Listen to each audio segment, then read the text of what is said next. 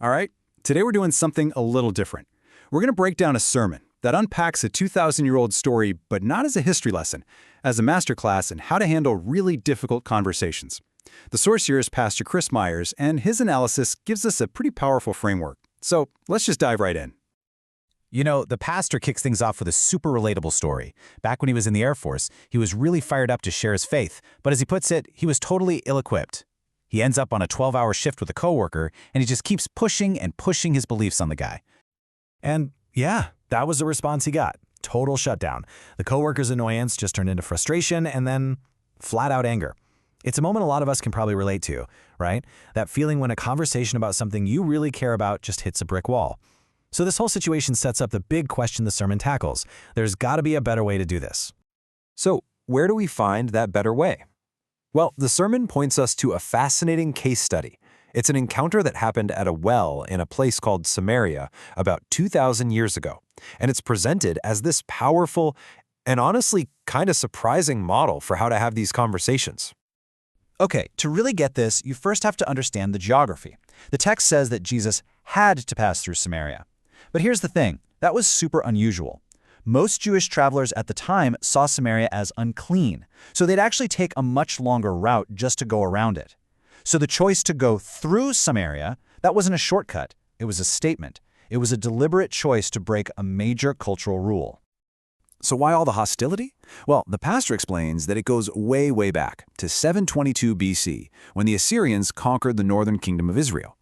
The Jewish people left behind ended up intermarrying with the Assyrians, adopting their culture and their religions. Now, to the Jews in the south, this was seen as a huge betrayal of their heritage and their God. So this rift, it was deep, and it was filled with centuries of bad blood. Okay, so against this backdrop of pure hatred, Jesus doesn't just walk through Samaria, he completely shatters multiple social taboos. A Jewish man would not speak to a Samaritan.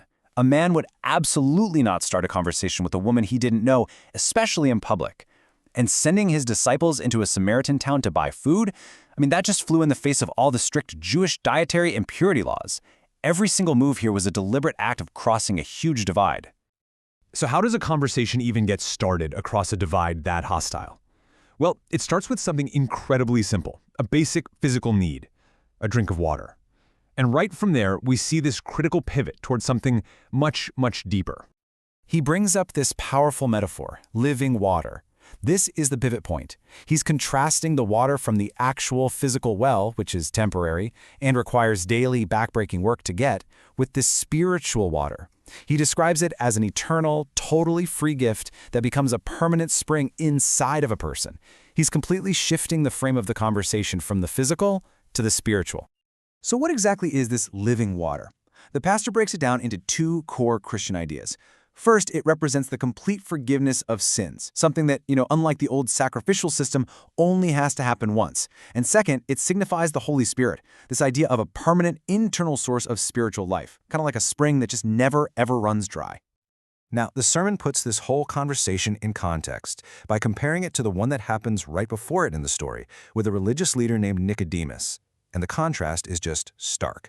You have a respected Jewish man who comes in secret at night versus a Samaritan woman, a total outcast, met in broad daylight. The tone with him is firm, even challenging, but with her, it's incredibly gracious and inviting. It really highlights a key idea. The message is for everyone, but the delivery, that's always personal. So the woman is intrigued. She's still thinking in practical terms, though. She asks for this amazing water so she can avoid her daily, grueling trek to the well. And seeing that she hasn't quite grasped the metaphor yet, Jesus pivots again, but this time he makes the conversation intensely personal.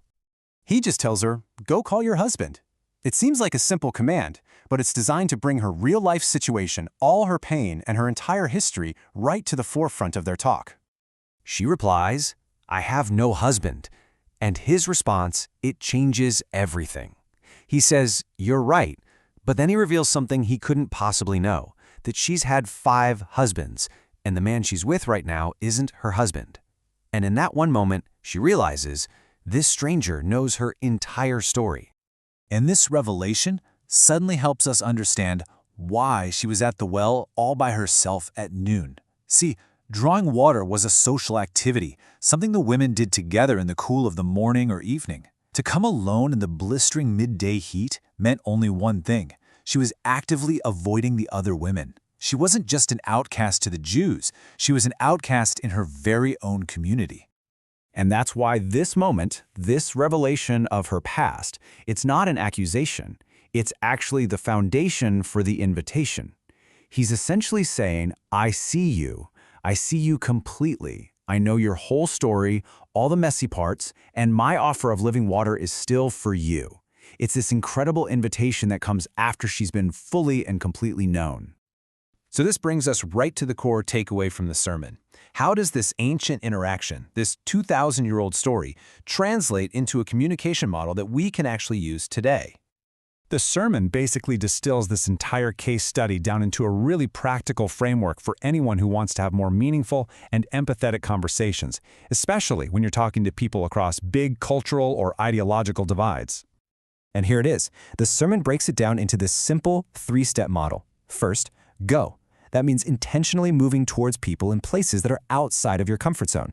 Second, point. Use common ground, like an everyday need, to pivot the conversation toward deeper topics of what truly satisfies us. And third, invite. Show someone that you see them for who they really are, their whole history and all, and that the invitation to connect is still wide open. So that simple model, go, point, and invite, that's the sermon's whole framework for moving past all the surface-level talk and building a genuine connection. It's really a call to start crossing the divides that we see all around us. And that leaves us with the final and pretty challenging question from the sermon. In our own lives, right now, who are the Samaritans? Who are the people or the groups of people that our culture, our politics, or our social circles have basically taught us to just go around instead of going through? This story suggests that maybe, just maybe, the most transformative conversations are waiting for us on the other side of that divide.